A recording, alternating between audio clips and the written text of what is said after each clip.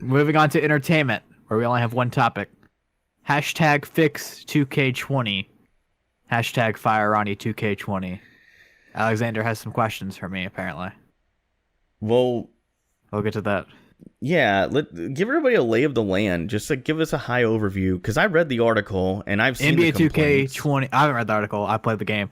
The game's awful. Yeah. It's trash. The servers are trash. Like, the game genuinely sucks. And there's so many game-breaking glitches. If you pull a duplicate in my team, you can't do anything. It breaks your game anytime you try to log into my team. It kicks you out of the game. Wait, what? If you pull a duplicate and try to sell him, it breaks my team and you can't play it anymore. Okay. And then, like, my career, after you finish the game, you don't get any rewards. At the park, if you finish the game, you don't get any rewards. The gameplay itself sucks. One thing that bugs me, the most annoying thing about the play, is, you're going down for, let's say, hypothetically, like a chase down block, and you want him to jump, and you want the momentum to carry the player so, like, jumps diagonally. No, that doesn't happen in this game. If you press the jump button, you jump straight up. There's no momentum in the jump. So it's basically like Super Nintendo Yeah, like NBA the games game where it was like actually sucks. they would jump straight up until Players the can't later hit ones. shots. It's impossible to hit threes. Like, the game genuinely is awful. And the community speaking out. There's like 120,000 people tweeting hashtag fix 2K20. It was like the front page of Twitter for a second. It was trending on Twitter. So yeah, the game's awful. So I feel like I dodged a bullet on this one because I had a little bit of a craving to play a basketball game again this year, and I was thinking about doing a series on my channel, but I don't even know what the point of that is because let me tell you about this last franchise video I uploaded on YouTube. It only got 42 views. Anyway, enough of that. So yeah, like I feel like I dodged the bullet.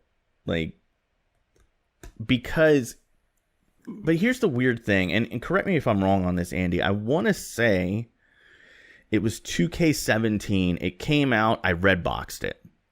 Like, impulsively. I never redbox stuff, but I redboxed 2K17, and it was just unplayable. I mean, I was just getting kicked out of games left and right. You had to check it. You had to be online on the servers, and the servers would constantly go down. So I feel like this has been an issue for years, but is it worse this year, or? I mean, the servers have always been trash. Really? But the servers in this game. It just it makes me sad because I feel like the game as a whole makes enough to where it's like, shouldn't they just have good servers? I mean, it's not like it's like a small company. It's definitely not a small company. This is the same company that makes and publishes GTA, Grand Theft Auto, Red Dead Redemption. Yeah, like they got money. I feel the same way about EA, by the way. EA's had massive server problems the last 3 years in Madden that have been worse at sometimes than others. I don't know. I thought about selling my coins today. I think I'm done with Madden. Really? We'll have to come back to that because I want to get more information on that. Hashtag fire Ronnie 2K. Who is Ronnie 2K? I don't know who he is. He's the community manager of NBA 2K. Is he the one that people were saying like just literally would not respond? Yeah, no. Oh. Maybe, but he like lied about the game. Like, he threw out, I forgot all the examples, but he was like live streaming. And he would say stuff was in the game that wasn't in the game at all and was completely wrong. And he was like lying to the community, false advertising. You got to be careful with that nowadays, man. The product being awful, everyone wants them out. In today's cancel culture on social media, I feel like you got to be really careful because this is the kind of thing that you got to worry if you're 2K. This could ruin your brand. It could ruin the goodwill you have left with your base consumer. And talking about stuff that's not in the game and then people buy the game and it's not there, it's just so reminiscent of No Man's Sky. And that game... They eventually fixed it. Yeah, but that game never recovered. It never recovered from that. To this day, people laugh at it like it's a joke. Even though, by the way, a good friend of mine and another content creator, Jock, over on Lazy Gaming Guys, he plays No Man's Sky. He played the newest update, and it looked really fun. Yeah. I actually thought about And purchasing only it. if NBA Live was released and not delayed. That's still a shit show itself. Wait. Yeah, I tried NBA Live a couple years ago, and I was like, I see that they're getting better. Hey, I bought the last game for $6 Christmas. I enjoyed it. Me and my friends played like the park mode. Well, there It was you go. fun for a couple days. Yeah, so I mean, for $6, sure, but I don't know if I'd buy it for 60. I don't know, man. This is a really sad state of affairs. Like, and also just a side rant here before I move on to my next question for Andy that I don't have on the show notes. Like, everybody always talks about Madden, and it's so bad, and we wish there would be an NFL 2K game. I don't know if it would be any improvement, because I see this has got it out of the 2K Sports catalog. NBA has to be their biggest property. Has to be. I mean, They don't- they only have that WWE. I don't know. Yeah, well, don't. Well, yeah, I always forget they stopped making the baseball game, and they stopped making the NHL game. Man, A long time ago. NHL 2K was so good when it was out, though. Anyway, next question for Andy: why are you quitting Madden? What's going on there? I'm not quitting it. Oh, okay. I'm probably gonna be done. I just don't see myself putting time in Ultimate Team, so there's no point in trying to stay. Like, It's a lot of. there's no point in just like leaving my team there when I could sell it for money. It's a big commitment. I mean, I do it every year. I don't. Literally every year I do it. I know. Before you sell those coins, let me know. I might buy them from you. I can probably scrounge up like $1 million, which I can sell for $100. I might buy that off of you. I'll give you a friends and family discount. Okay. Well, we'll have to talk that out through DM. Super illegal. So freaking illegal. EA would. Nah, we're talking about 2K, my team points, right? Yeah, my team points. Yeah. What do you think about the before we move on to DCD Phone Club, I did want to ask you the in-game transactions in 2K this year, are they worse? Because people were saying I don't play my team.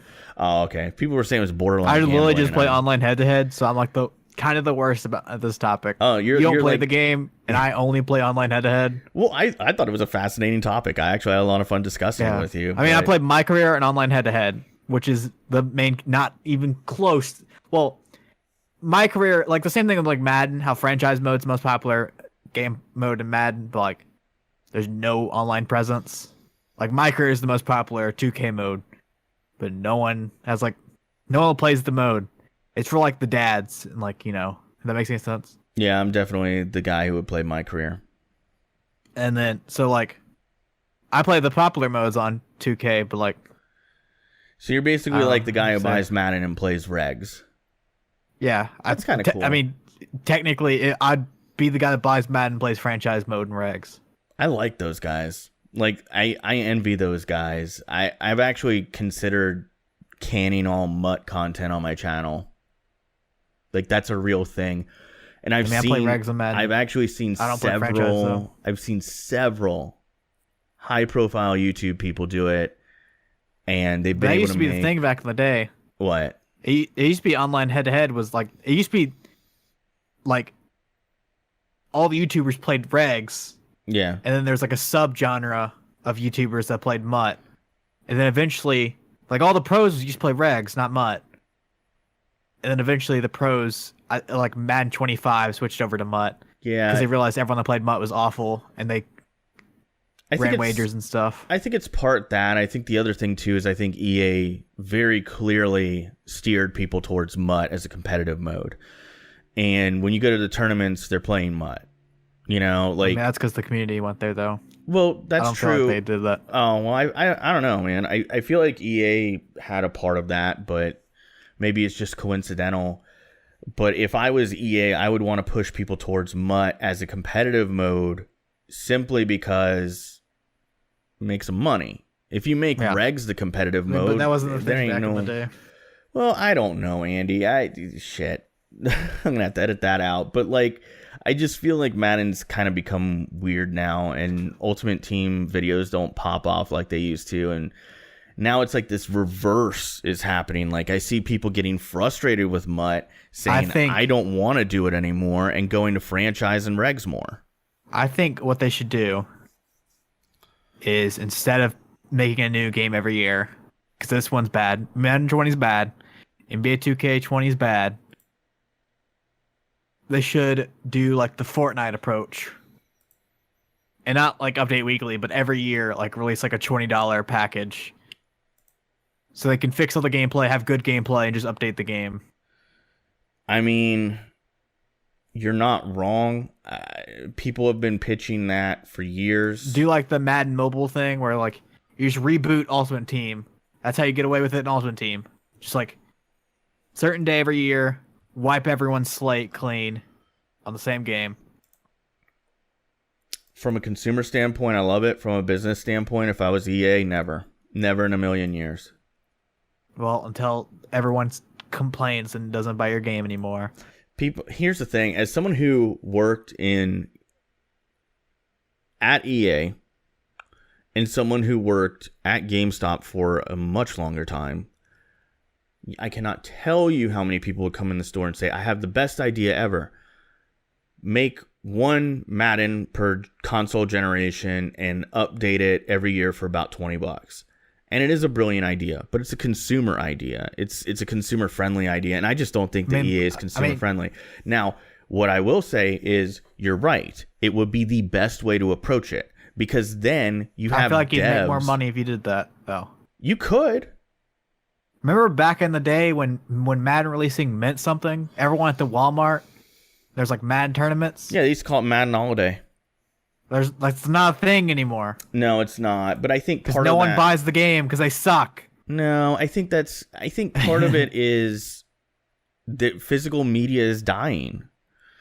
Like right now, GameStop stock is trading for less than $5. To give you some perspective, in 2008, their stock was, I believe, trading for over $70 a share at one point.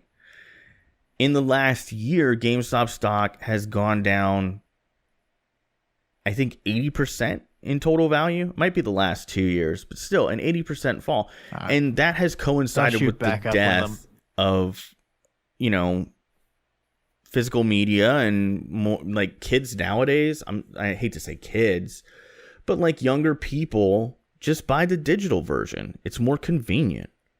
Yeah, but eventually GameStop will start selling, like they sell digital versions, obviously.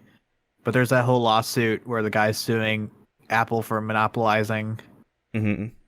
Like you can only buy digital Xbox games on the Xbox store. Yeah. And there's like a whole lawsuit about that. It makes sense. But I think what we're shifting towards, and this could be a whole podcast in itself, is I think we're shifting towards that dreaded phrase, games as a service.